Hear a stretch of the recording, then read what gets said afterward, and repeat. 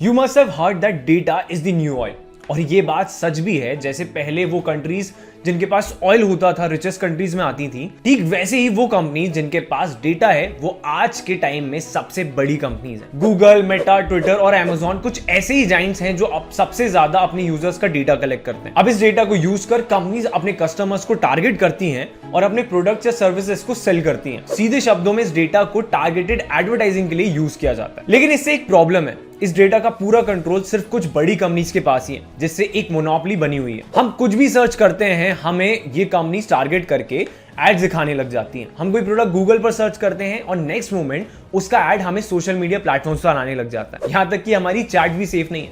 And in this times privacy is a myth. लेकिन अब ये सब बदलने वाला है और इस चेंज को लाएगा Web3, a revolution of internet, a new era of internet backed by blockchain. Web3 world wide web का ब्लॉकचेन बेस्ड इवोल्यूशन है। अब Web3 प्रोजेक्ट्स को 2021 में ही $30.5 बिलियन की वीसी फंडिंग मिल चुकी है और अब अगर 2022 की बात करें तो फर्स्ट क्वार्टर में ही ये $14.5 बिलियन के ऊपर जा चुकी है। लेकिन Web3 में इतनी फंडिंग क्यों? क्योंकि Web3 ही फ्यूचर है। Web3 चेंज लेके आएगा जो हर इंडस्ट्री को बदल देगा और ये चेंज आने भी लगा है। अब नैस्कॉम की एक रिपोर्ट के अकॉर्डिंग क्रिप्टो यूजर बेस 2030 तक 1 बिलियन पहुंच जाएगा। अब Web3 में इतना इन्वेस्टमेंट होने की वजह है इसके फीचर्स। जैसे ये डिसेंट्रलाइज है, यानी कि करंट इंटरनेट की तरह यहाँ इंटरनेट जाइंट्स नहीं पैदा हो जाएंगे जो पूरे इंटरनेट को कंट्रोल कर लेंगे। इनफैक्ट ये शेयर्ड नेटवर्क होगा जहां इक्वल अपॉर्चुनिटीज होंगी। Web3 क्रिप्टो की यूज केसेस को भी बढ़ाएगा जहां लोग क्रॉस बॉर्डर और एनोनिमस ट्रांजैक्शन कर सकते हैं। Web3 के 4 मेजर यूज केसेस की बात करें तो ये होंगे। नंबर 1, फाइनेंस DeFi, यानी कि डिसेंट्रलाइज फाइनेंस, जो हमारे बैंकिंग करने के तरीके को पूरा चेंज कर देगा। DeFi P2P ट्रांजैक्शन को प्रमोट करता है जिससे कि यूजर्स अपने फंड को बिना किसी मीडिएटर की जरूरत पड़े ट्रांसफर कर सकते हैं। Number 2, infrastructure. अब Web3 ब्लॉकचेन पर बेस है जो इसके इंफ्रास्ट्रक्चर को इंटरेस्टिंग और शेयर्ड बनाता है। नंबर 3, एंटरटेनमेंट और गेमिंग के लिए। और नंबर 4, डिसेंट्रलाइज कम्युनिटीज, यानी कि DAOs, कम्युनिटीज जो आपस में मिलकर काम करेंगी और जो चेंज मेकर्स बनेंगे। Web3 के 2 मेजर हॉरिजॉन्टल्स भी हैं जिनके यूज केसेस और ब्रॉड हैं। ये है NFT और मेटावर्स। NFTs के थ्रू इंपॉर्टेंट डॉक्यूमेंट्स और इन्फॉर्मेशन को सिक्योर्ड वे में स्टोर करा जा सकता है। इसके साथ साथ फॉर्जरी और टेम्पर फ्री डॉक्यूमेंट्स भी बनाए जा सकते हैं। और मेटावर्स तो एक अलग ही दुनिया है जहां पर हम कुछ भी हो सकते हैं और कुछ भी कर सकते हैं। अब अगर इंडिया की बात करें तो India has emerged as a leading global player in the Web3 market with a competitive talent pool, high rates of adoption and products built for the world. Globally 11% of the total Web3 talent India से आता है। 2018 से India में blockchain और crypto related jobs में 138% का rise हुआ है और 60% इंडियन Web3 स्टार्टअप्स ऐसे हैं जो रजिस्टर भले ही बाहर हैं लेकिन टेक फोर्स इंडिया में ही हायर करते हैं। इंडिया का Web3 पोटेंशियल बहुत बड़ा है और सबसे बड़ा टैलेंट पूल होने की वजह से इन्वेस्टर्स भी इंडिया को काफी फेवर करते हैं। इंडिया के Web3 पोटेंशियल को और अच्छे से समझने के लिए इसका SWOT एनालिसिस करते हैं, यानी कि स्ट्रेंथ, वीकनेस, अपॉर्चुनिटी और थ्रेट। स्ट्रेंथ, अब स्ट्रेंथ की बात करी जाए तो इंडिया में 2022 तक 450 से ज्यादा Web3 स्टार्टअप्स हो गए। 2020 से अभी तक इन स्टार्टअप्स को $1.3 बिलियन से ज्यादा की फंडिंग मिल चुकी है।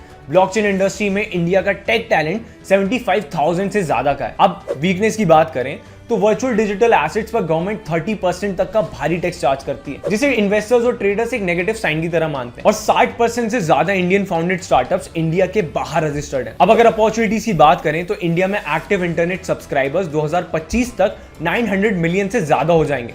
2032 तक Web3 इकोनॉमी $1.1 ट्रिलियन ऐड करेगी इंडिया की जीडीपी में और नेक्स्ट 1-2 सालों में Web3 टैलेंट की डिमांड भी 120% बढ़ जाएगी। अब थ्रेट की बात करें तो sudden and prohibitive regulations and only less than 1000 have knowledge about blockchain. अभी Web3 आया कहां से और इसकी शुरुआत कहां से हुई? The internet made it's first appearance इन 1978। तब ये सिर्फ मिलिट्री यूसेज के लिए ही डेवलप करा गया था और इसे फंड भी मिलिट्री ही करती थी। इसके इंफ्रास्ट्रक्चर में काफी सारे प्रोटोकॉल्स थे जैसे कि IP, TCP, UDP and SMTP। अब इनमें से कई सारे आज भी यूज होते हैं। इंटरनेट की अर्ली स्टेज होने की वजह से ये बहुत ज्यादा स्लो होता था और इसके ज्यादा कुछ यूज केसेस भी नहीं थे।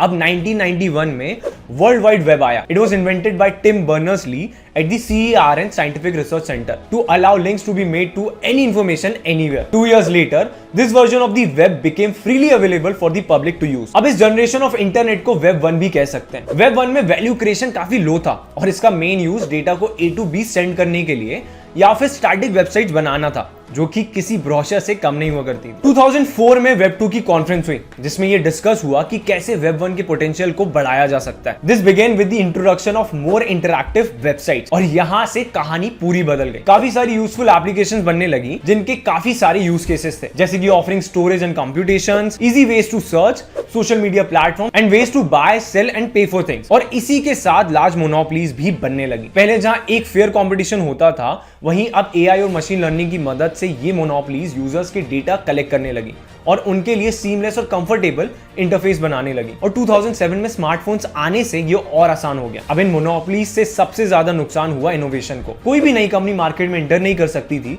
और अगर इंटर कर लेती तो ये बड़े प्लेयर्स या तो उसे अपनी फंडिंग से मार्केट में टिकने नहीं देते या फिर उसे एक्वायर कर लेते। ठीक वैसे ही जैसे मेटा तब फेसबुक ने व्हाट्सएप और इंस्टाग्राम के साथ किया। अब वेब 2 की सर्विसेज कहने को तो फ्री हैं, लेकिन यूजर्स अपने डेटा के थ्रू इनका पेमेंट करते हैं, जिसे बाद में ये बड़ी कंपनीज टारगेटेड एडवर्टाइजिंग के लिए यूज करती हैं। अब जिस कंपनी के पास ज्यादा डेटा है उसके पास ज्यादा कंट्रोल भी है। और सिर्फ यही नहीं, अगर इन कंपनीज के सर्वर कभी हैक हो जाते हैं तो यूजर्स को बहुत भारी नुकसान पहुंचेगा, क्योंकि इनका डेटा सैक्रिफाइस हो जाएगा। अब वेब 3 का जन्म इसी प्रॉब्लम को सॉल्व करने के लिए हुआ है। वेब 3 ब्लॉकचेन बेस्ड इंटरनेट, जिसमें सर्विसेज कंपनी नहीं बल्कि नेटवर्क होंगे जो डिसेंट्रलाइज होंगे और ब्लॉकचेन टेक्नोलॉजी पर रन करेंगे, और इन्हें यूटिलिटी कॉइन्स फ्यूल करेंगे, जिन्हें हम टोकन्स या फिर क्रिप्टो करेंसी के नाम से भी जानते हैं। Now anyone can buy the coin and use it to pay for the transaction provided by the blockchain service. By owning the coin, the user also owns part of the network.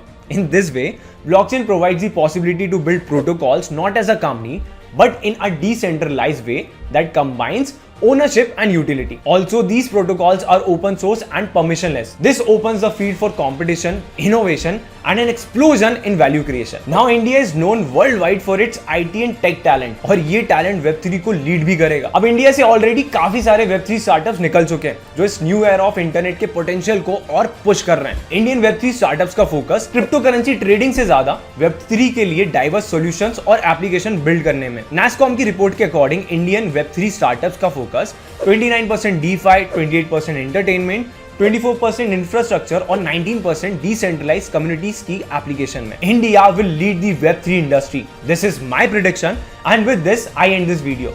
Now don't forget to like, share and comment your thoughts on this video. Will see you in the next one.